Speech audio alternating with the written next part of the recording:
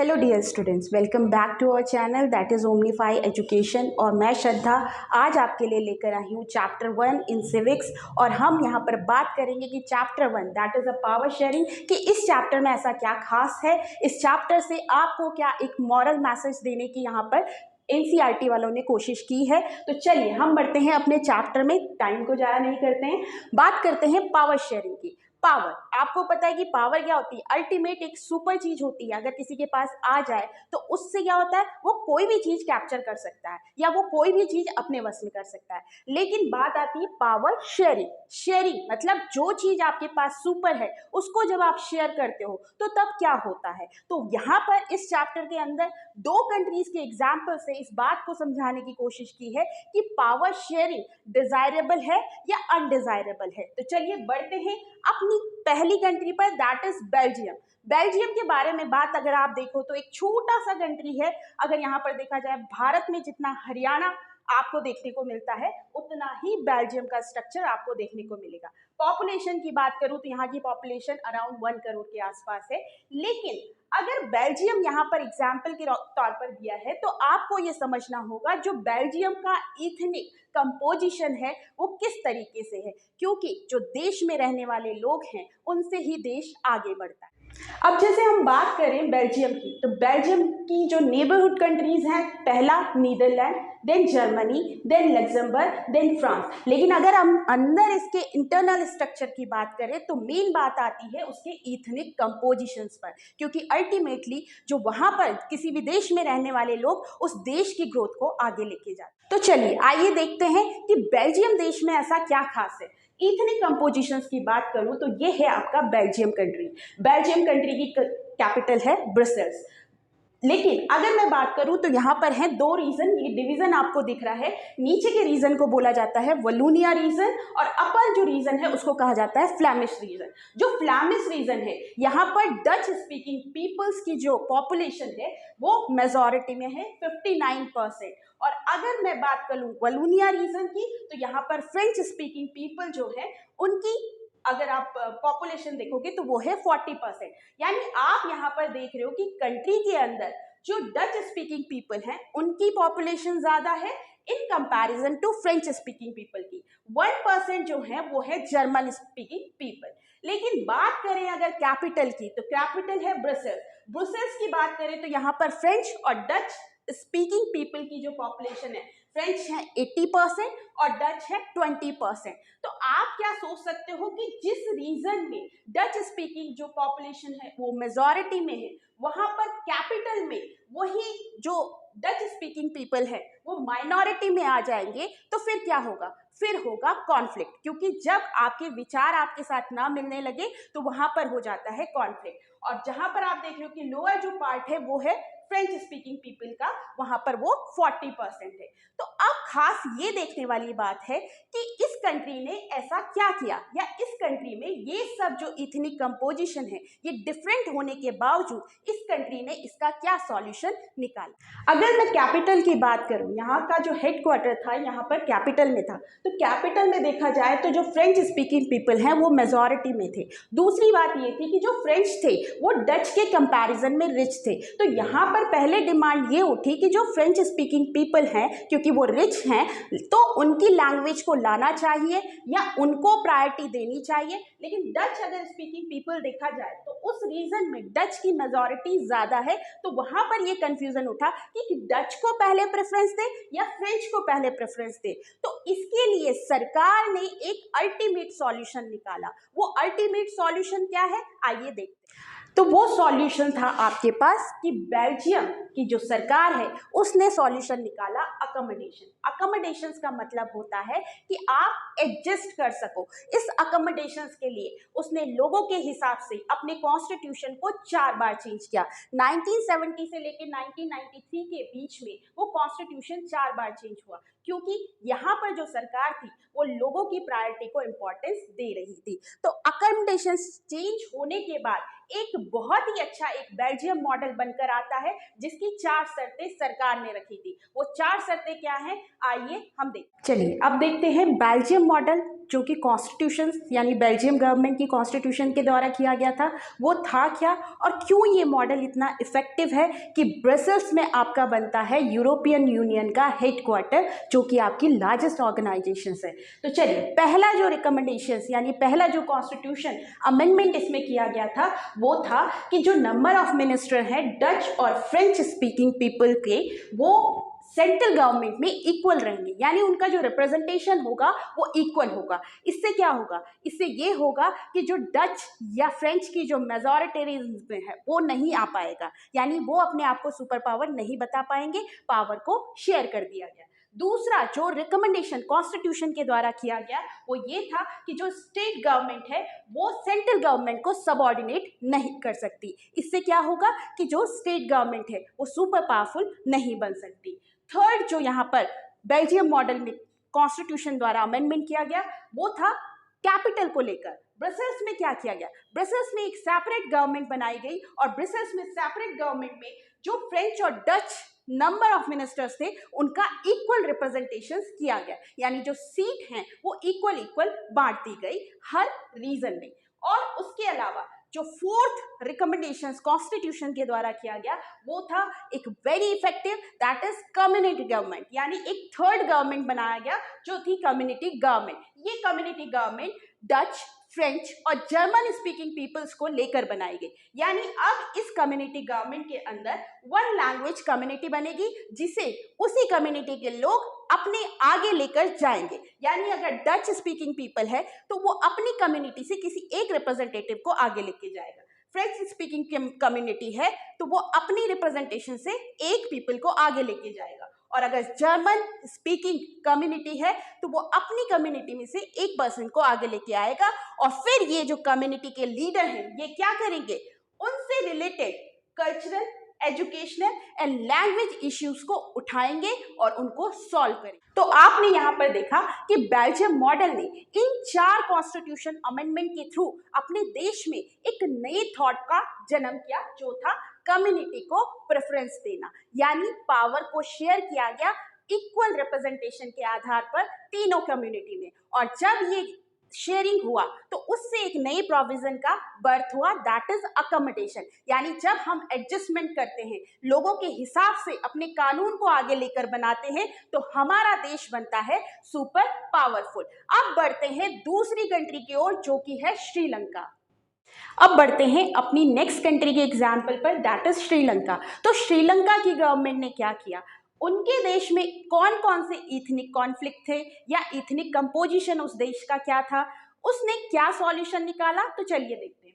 अगर हम श्रीलंका के इथनिक कंपोजिशंस के बाद और इसके स्ट्रक्चर के बारे में बात करेंगे तो जैसे आपको दिख रहा है कि ये जो रीजन है, जो रेड से आपको लाइनिंग रीजन दिख रहा है, यहाँ पर रहने वाले जो कम्युनिटी थी वो थी इंडियन तमिल। अगर मैं बात करूं, ये जो ऑरेंज कलर से आपको दिख रहा है चेक में, वो है श्रीलंकन तमिल की कम्युनिटी वहां पर रहती थी। अगर मैं बात करूं आपका जो गैप पोर्शंस है, जो आपको ये गैप पोर्शंस दिख रहा है white region, that is Sinhala, वहां पर रहती थी सिन्हाला कम्युनिटी। और अगर मैं डॉटेड पोर्शंस की बात करूं तो यहाँ पर थी मुस्लिम कम्युनिटी। अब आते हैं इसके इथनिक कंपोजिशंस के बारे में। तो जैसे आपको पता है कि जो श्रीलंका है ये हमारे प्यारे भारत देश के साउदर्न कोस्ट में आपको देखने को मिलेगा साइड में। तो श्रीलंका की अगर मैं बात करूं तो यहाँ पर जो सिन्हाला कम्युनिटीज है वो आपको ज्यादा पोर्शंस में दिख रही है, दैट इज 74%, और ये जो रिलीजन फॉलो करते हैं वो है बुद्धिस्ट।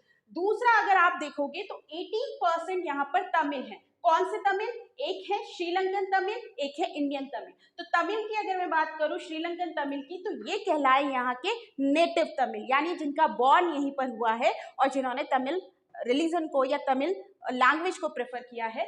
लेकिन कुछ इंडियन तमिल्स थे जो कि बिजनेस के लिए यहाँ पर आए थे, जैसे टी को बेचने के लिए, उन बिजनेस के लिए यहाँ पर आए थे और वो यहीं पर बस गए थे, उनको कहा गया इंडियन तमिल। तो अगर इनका परसेंटेज मैं देखूं विद द मुस्लिम कम्युनिटी तो ये थे 18%। नेक्स्ट अगर मैं बात करूं तो 7% थे क्रिश्चियन, और अगर आप एग्रीगेट अगर इसका देखोगे तो ये 99 बैठेगा, लेकिन 1% के लिए जो थी वो थी अदर्स कम्युनिटी, इसके अलावा भी और कम्युनिटी थी वो 1% में थी। अब यहाँ पर आपको देखने को मिल रहा है कि सिन्हाला मेजर ग्रुप है, यानी पॉपुलेशन में ज्यादा है, तमिल थोड़ा कम है। तो क्या इन्होंने भी बेल्जियम वाले मॉडल को अपनाया होगा? क्या इन्होंने भी यहाँ पर कुछ कम्युनिटी गवर्नमेंट बनाया होगा? जी नहीं, इन्होंने एक सॉल्यूशन निकाला। इस सरकार ने क्या किया? इस सरकार ने एक सॉल्यूशन निकाला जिसे कहा गया मेजॉरिटेरियनिज्म, यानी बहुवादी। बहुवादी का मतलब जो ज्यादा है उसको आगे लेकर जाओ, यानी जो पॉपुलेशन में ज्यादा है उसको आगे लेके जाओ, उसकी लैंग्वेज को आगे लेके जाओ और उसके रिलीजन को आगे लेके जाओ। लेकिन अब यहाँ पर एक क्वेश्चन आता है, how Sri Lankan government favoured Sinhala, यानी इन्होंने कैसे सिन्हाला को फेवर्ड किया? क्योंकि आपको पता है कि जब तक सरकार अपने कानून में कोई चीज लेकर नहीं आती उसे फेवर नहीं किया जा सकता। तो इसको करने के लिए, यानी ये जो सॉल्यूशन इन्होंने निकाला, इसको पास कैसे किया गया, तो चलिए देखते हैं। तो अब बात करते हैं श्रीलंका के सॉल्यूशन के बारे में, यानी श्रीलंकन गवर्नमेंट ने कैसे फेवर्ड किया सिन्हालास को और लेकर आया मेजॉरिटेरियनिज्म, यानी इस गवर्नमेंट ने कहा कि जो मेजॉरिटी में है वो ही यहाँ पर सरवाइव करेंगे। तो देखिए इन्होंने क्या किया, इनकी गवर्नमेंट ने 1956 में एक एक्ट को पास किया और उस एक्ट के थ्रू सिन्हालास को एक ऑफिशियल लैंग्वेज डिक्लेयर कर दिया। तो जब भी कोई ऑफिशियल लैंग्वेज डिक्लेयर हो जाती है, यानी राजकाज की भाषा, तो ऑब्वियसली बात है कि उसका जो यूज है वो ज्यादा होगा। दूसरा इन्होंने क्या किया कि जो सरकार थी वो कुछ ऐसी पॉलिसीज लेकर आई कि जो भी सिन्हालास कम्युनिटी थी उनको गवर्नमेंट जॉब्स में अप्रिशिएट किया गया, यानी उनको सबसे पहले प्रेफरेंस दी गई, और बाकी जो रिलीजन है या बाकी जो कम्युनिटी है उनको नेग्लिजेंस किया गया। तो अगर सिन्हालास को फेवर्ड कर दिया गया, अगर बुद्धिज्म को लागू किया गया, तो उनकी लैंग्वेज, उनका कल्चर और उनका रिलीजन आगे बढ़ेगा। लेकिन तमिल की अगर बात की जाए तो तमिल के साथ यहाँ पर क्या हो रहा था, उनके फंडामेंटल राइट्स का हनन हो रहा था, यानी जो इक्वालिटी की बात हम करते हैं वो यहाँ पर तमिल्स को नहीं मिल पा रही थी, या जो अदर कम्युनिटीज हैं सिन्हाला के अलावा उनको नहीं मिल पा रही थी। तो फिर हुआ क्या, तो तमिल गवर्नमेंट ने, जो तमिल लोग हैं, उन्होंने अपनी पॉलिटिकल पार्टीज बनाना शुरू कर दिया, और जब पॉलिटिकल पार्टीज बनाना शुरू कर दिया तो उन्होंने डिमांड किया कि तमिल को एक ऑफिशियल लैंग्वेज डिक्लेयर कर दिया जाए।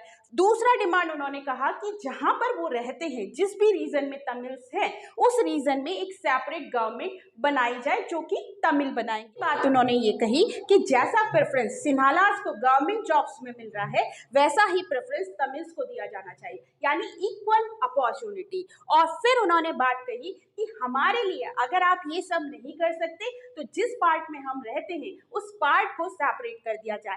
बट सिन्हाला गवर्नमेंट कहाँ ऐसा मानने वाली थी, और जब ऐसा नहीं माना जाता तो फिर होगा क्या, कॉन्फ्लिक्ट अराइज होंगे, और कॉन्फ्लिक्ट इतना बड़ा बढ़ गया, सरकार मानने को राजी नहीं हुई, तो कॉन्फ्लिक्ट ने और ज्यादा बढ़ना था और ये टर्न हो जाता है एक सिविल वॉर में। ये सिविल वॉर इतना बड़ा था कि इस टाइम से चलते हुए ये 2009 में जाकर खत्म होता है। तो यानी कि हम यहाँ पर इन दोनों कंट्रीज के, एक जो आपके लिए मॉडल बनता है और एक जो अपनी मेजॉरिटेरियनिज्म की पॉलिसी को लेकर आता है और बताता है कि किस तरीके का जो आप फॉलो करोगे तो उससे कॉन्फ्लिक्ट अराइज होंगे। तो ये दोनों देश आपस में आपको एग्जाम्पल देते हैं पावर शेयरिंग के डिस्ट्रीब्यूशंस का। तो अब आपकी समझ में ये आ गया होगा कि बेल्जियम का मॉडल अच्छा है या श्रीलंका का मेजॉरिटेरियनिज्म, यानी इन दोनों एग्जाम्पल से यहाँ पर ये समझाने की बात की गई है कि पावर शेयरिंग हमेशा अच्छा होता है। अब हमने देखा कि पावर शेयरिंग के लिए जो बेल्जियम का मॉडल है वो कितना अच्छा रहा। उसने अकोमोडेशंस की पॉलिसी या अकोमोडेशंस के मॉडल को अपने कॉन्स्टिट्यूशंस में लाकर देश में रहने वाले लोगों को खुश कर दिया, यानी कि बेल्जियम में रहने वाला चिंटू बहुत खुश है। और यहाँ पर से क्वेश्चन आता है कि पावर शेयरिंग अगर ये इतना अच्छा कंट्री है तो डिजायरेबल क्यों है, जबकि अगर हम श्रीलंका की बात करें तो श्रीलंका में रहने वाला चिंटू दुखी है। क्यों? क्योंकि यहाँ की पॉलिसी में मेजॉरिटेरियनिज्म को अपनाया गया, जिसकी वजह से पावर शेयर नहीं हुआ, और पावर शेयर नहीं हुआ तो एक सिविल वॉर हुआ, और सिविल वॉर से कितनी सारी कैजुअलिटीज हुई होंगी ये तो आप सोच सकते हो, कितने लोग मारे गए, कितनी फैमिलीज का अगर आप देखोगे तो इकोनॉमिक जो डिस्ट्रीब्यूशंस है वो बिल्कुल खत्म हो गया। तो इस तरीके से हमें समझ आता है कि जो बेल्जियम का मॉडल है वो बहुत अच्छा है और इसलिए चिंटू बेल्जियम में रहता है और खुश रहता है। आपको भी ऐसे ही खुश रहना चाहिए। तो अब बात करते हैं कि पावर शेयरिंग डिजायरेबल क्यों है, यानी बेल्जियम का मॉडल जो कि इतना इफेक्टिव था कि जो एक लार्जेस्ट ऑर्गेनाइजेशन है यूरोपियन यूनियन, वो तैयार हो गया ब्रसेल्स में अपना हेडक्वार्टर बनाने को। तो पावर शेयरिंग डिजायरेबल क्यों होगा? ऑब्वियसली बात है कि पावर शेयर की जा रही है, यानी इक्वालिटी, फंडामेंटल राइट्स कभी भी आपके यहाँ पर खत्म नहीं होंगे, इक्वालिटी को मेंटेन किया जा रहा है। तो यानी हर रिलीजन, हर कम्युनिटी इक्वल हो जाएगी। दूसरा जो क्वेश्चन आता है कि जब ये पावर शेयरिंग इतना डिजायरेबल है, यानी डेमोक्रेसी के एक बड़े स्ट्रक्चर को फॉर्म कर पाता है, तो इस पावर शेयरिंग को कितने टाइप्स में बांटा गया है? तो इस पावर शेयरिंग को हम बांटते हैं 4 फॉर्म्स में। पहला आता है हॉरिजॉन्टल डिस्ट्रीब्यूशंस। हॉरिजॉन्टल मतलब एक स्ट्रेट लाइन का डिस्ट्रीब्यूशंस आपको देखने को मिलता है, जैसे गवर्नमेंट, एग्जीक्यूटिव, लेजिस्लेचर, जुडिशरी। तो अगर मैं हॉरिजॉन्टल की बात कर रही हूं तो लेजिस्लेचर, एग्जीक्यूटिव और जुडिशरी क्या करते हैं? एक दूसरे के काम को देखते हैं, और अगर हम इनमें पावर का शेयर देखेंगे तो वो इक्वल होता है, यानी एग्जीक्यूटिव लॉ बनाने में काम करती है, लेजिस्लेचर लॉ को लेकर आता है और जुडिशरी उस लॉ को प्रोटेक्ट करता है। तो यहाँ पर इस फॉर्म्स डिस्ट्रीब्यूशन पावर शेयरिंग को हम कहते हैं checks and balances system. Second जो हमारे पास पावर शेयरिंग का फॉर्म आता है वर्टिकल डिस्ट्रीब्यूशन, यानी आप इस तरीके से वर्टिकल डिस्ट्रीब्यूशन से कोई अपर में central government, then state government, then regional government. तो अगर वर्टिकल डिस्ट्रीब्यूशंस है तो इसको दूसरा नाम कहा जाता है फेडरल गवर्नमेंट या फेडरल सिस्टम।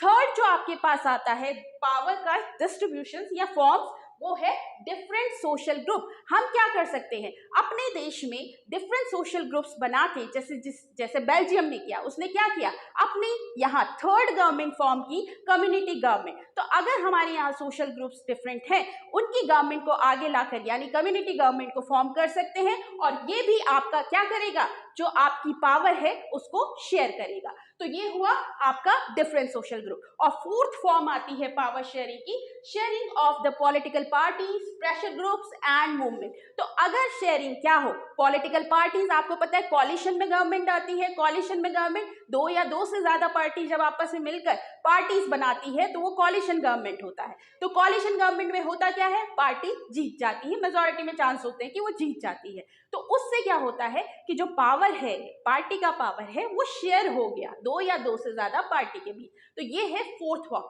यानी हमने इन 4 फॉर्म से समझा कि पावर शेयरिंग डिजायरेबल क्यों है। और अगर हम अपने प्यारे भारत की बात करें तो हमारे देश में भी ये जो पावर शेयरिंग है ये फॉलो होता है, और हम बनाते हैं डेमोक्रेसी का एक गुड एग्जाम्पल। तो इस चैप्टर से हमें मॉरल ऑफ द स्टोरी ये समझ आया कि अगर हम अपनी पावर को शेयर करते हैं, यानी अगर हमारे पास कोई पावर है, जरूरी नहीं बेटा कि वो पावर में ही हो, आपके पास कोई भी चीज अगर ज्यादा है तो आप उसे बांट दीजिए, बांटने से क्या होता है, प्रॉब्लम सॉल्व हो जाएगी। तो इसी तरीके से बेल्जियम से हमें सीखना चाहिए, और इसी के साथ इस चैप्टर का एंडिंग करती हूँ। Thank you for watching us.